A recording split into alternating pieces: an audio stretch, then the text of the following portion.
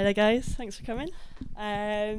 Cool. So I'll just give a quick word on MS Sessions. Obviously, it's a series that we're starting. This is the first one. Thanks to Ben for coming along for it. It's going to be a sort of a series of sort of masterclasses, interviews, workshops, that kind of thing, just to kind of encourage the relationship we've all got with music. So, right, what we've got going on tonight, basically, I'll chat to Ben for a little bit, and then he's going to break apart one of his tracks that's getting released in January called Butter Lover. And after that, maybe a bit of live track production if we've got time, and then some question and answers at the end. So get thinking about questions, and then we'll just sort of shout them out afterwards. Cool. So I'll give a little bit of an introduction to Ben. 24 years old, DJing since he was 18, producing since he was 21. He's managed by Grade, who also managed Suban, Lee Foss, Ryan Crosson, Visionquest, Eats Everything, and Seth Troxler. He's the co-owner of Purp&Soul record label and agency. You're probably known for his track What I Might Do, which just sort of peaked at number 7 in the UK charts. It's also Most Shazamed Track in world history. It's pretty cool. And he's obviously here with us tonight to sort of impart a few pearls of wisdom, hopefully. So I hope it's helpful for everybody. Just a quick thing before we start. Now, be honest. How many of you are currently producing music? Put your hands up. Okay. How many of you are currently DJs or DJing? How many of you would like to learn to produce music? Okay, cool. And how many of you would like to learn to DJ? Anybody here just to meet Ben? Anybody? No? Oh, there we go. So there's definitely some liars in the room. Okay, cool. Right. Well, I'll hand it over to Ben, but I'll just stand over here some other way. Ben, I just want to ask you quickly, why have you picked Butter Lover to pick apart? I picked Butter Lover because it's one of the tracks I produced that is pretty much solely based on plugins, or it's mostly done within Ableton, and then some of the Native Instruments plugins that I know that in Manchester MIDI School you have access to. So I didn't want to use anything that I've used like really expensive or synths or anything like that in, which is most of out of reach for people, which, I mean, I've only got a couple of myself, but when I go and work in different studios and stuff, sometimes you get, I mean, I can never go and use them again, which is really annoying unless I spend a lot of money for them. So it's really just to try and do it. It's a bit more grassroots kind of stuff, I think, and it'd be something that you might be able to relate to if you've used, I don't know how many people use Ableton.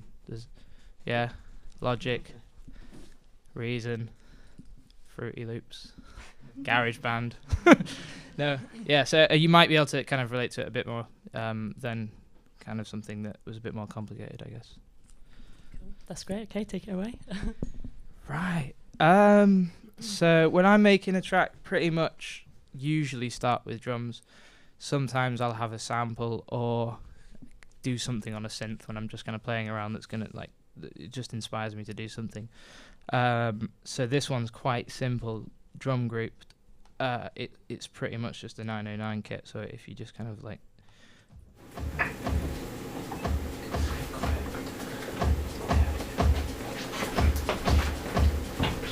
Yeah, so there's like a 909 kit in there, which is literally just Ableton's 909 kit. There's a secondary one, which is more like later on. There's some bongos and shakers, as you can imagine. So if you go into like each individual thing, it's pretty basic, really. That snare sample, for example, isn't obviously a 909 snare. It's like sampled from somewhere else. And generally, track production with kind of similar drum machines usually keep it quite classic in terms of using different sounds that are usually used in that kind of thing, and 909 is obviously synonymous with house music in general.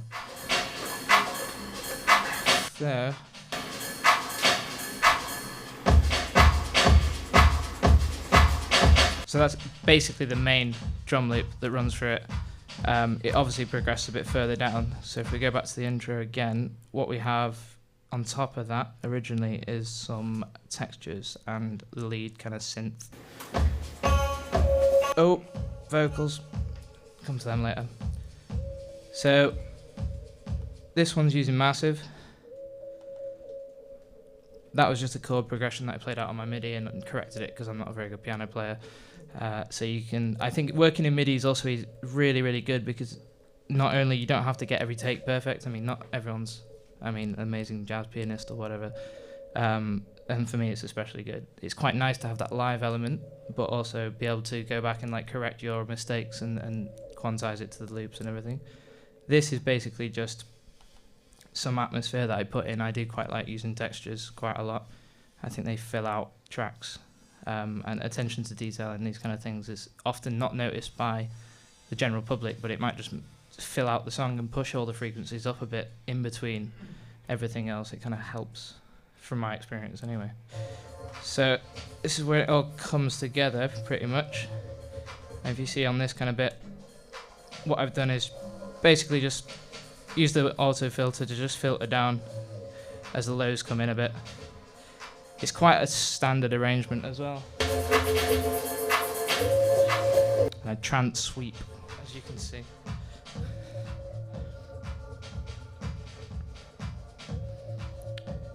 So originally I started with this kind of like layout. I didn't really have a sample for quite some time. Now the sample that I have put in, I would add that I'm not actually going to use it when I release it, I don't think, because I don't tend to like using samples anymore. Because you just kind of use, it's a lot of stress and you kind of think whether people are going to pick up on it. This isn't very recognizable.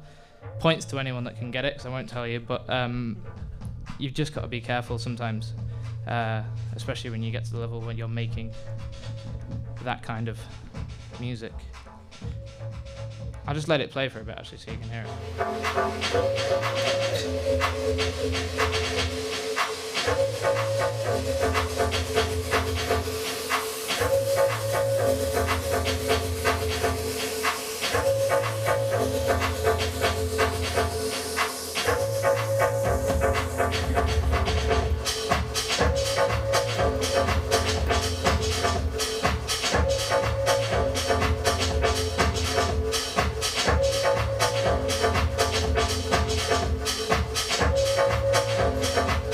So this is obviously the secondary lead, again with massive.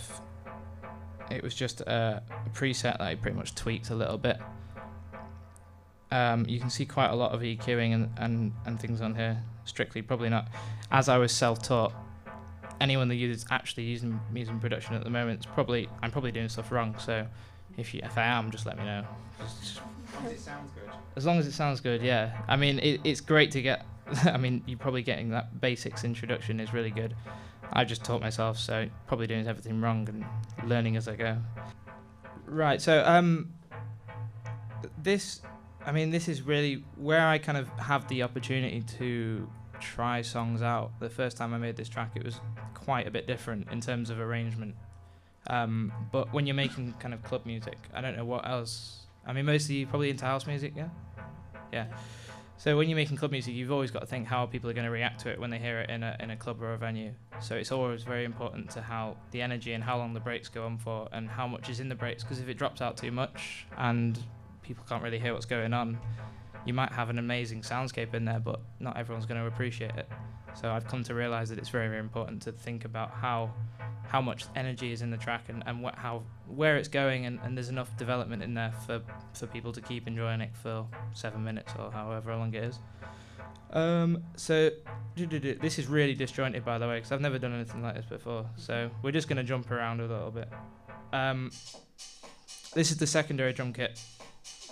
It's the same. I think it's the same preset, but I've added quite a lot of processing to this one to kind of distort it and crunch the sound a bit. So just when you layer it up, it's got a bit more dimension to it. Obviously low cutted this one, so you don't have any kind of crossover on the low, and you just get the one kick coming through. And lots of groove. Lots of groove. There is a lot of groove. Where did you get groove from? MPCs, plugins. Oh, well, MPC presets, sorry. I pretty much use that on every track, I think. Not really made much change to it here. I think using the 16ths is always pretty standard with house. Works really well. The only other thing, I think the hi-hats on this one they are sidechained to this kick, which just, as you hear it when it comes in, it just sucks everything in a little bit, and it kind of it gets that kind of natural flow that you usually hear. And that one's a bit more full on, as you can hear.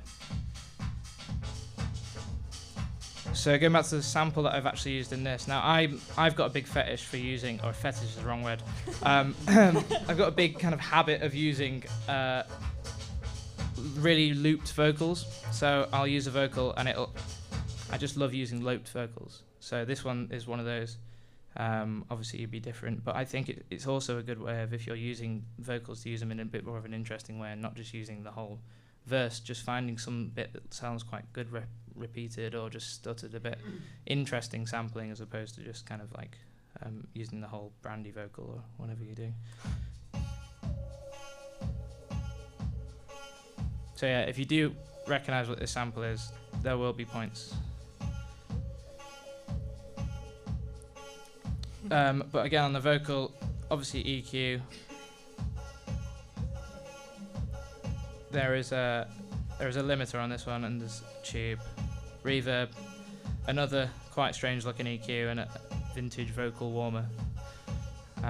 Just all processing it, because again, when you're using, if you do use acapellas, which you're probably going to use, making them sound different than the actual original is always going to help. It's just going to help you be unique as well, I guess.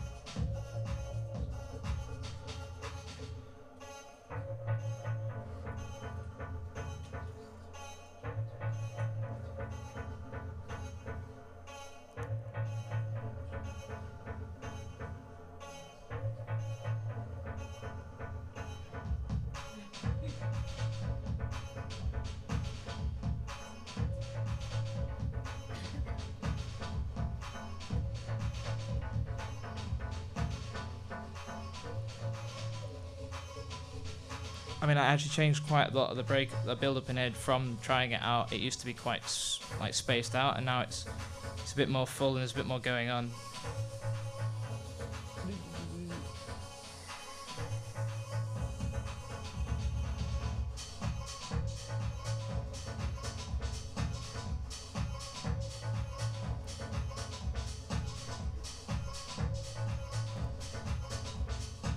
So that kind of repeats on. If anyone does have any questions that are quite like related to what's actually going on, if you want to put up your hand or anything. Are you going to tell us what the sample is, Ben? No, because if I do use this sample, you might come around and go against me. No one knows? You know. I know. I don't know. Is it? I've been cheeking, Shazammed it, and two different songs have come up. Does Shazam work with loops? I don't know if it's. Yeah, it does. Go on. Burning Daft Punk. It's definitely not that. Or Cotlet and Coffin. No. Great. I'm safe. But I mean, essentially, it's just, if you look, it's quite a very small bit of quite a big track. Huh? No. Wouldn't sample such a thing. But I think it kind of goes back to just sampling in general. You should probably just look for them in the most obscure places. I mean, I've seen interviews with other producers where they've been sampling from really old, obscure kind of krautrock rock records or something. It's quite nice not to just use the obvious R&B sample pack 2012 a cappella or whatever. So this is the kind of second breakdown where I changed the chord progression on this, or the chord layout, sorry. Just because I kind of thought it needed something else. This is still pretty much a work in progress as well. So I tweak songs over about the stage for about 3 months. I'm real kind of changing things constantly, changing the dynamics of them, or just fine tweaking it.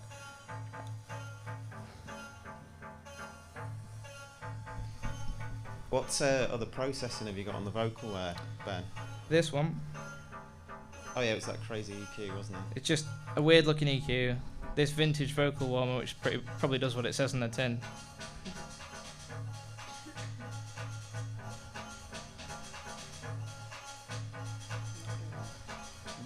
I do imagine I'm actually, sorry, I'm sending it to this backing vocals and a chorus, which is just to add a bit more space behind it.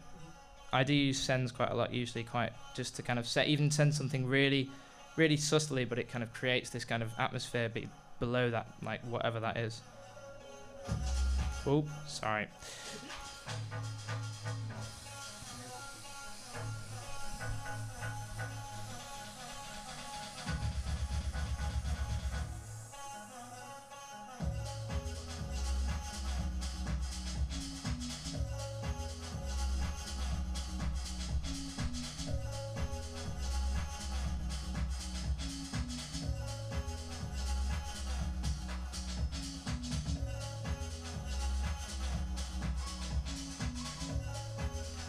So obviously the synth line and everything's changed there just because it's a bit more interesting, maybe.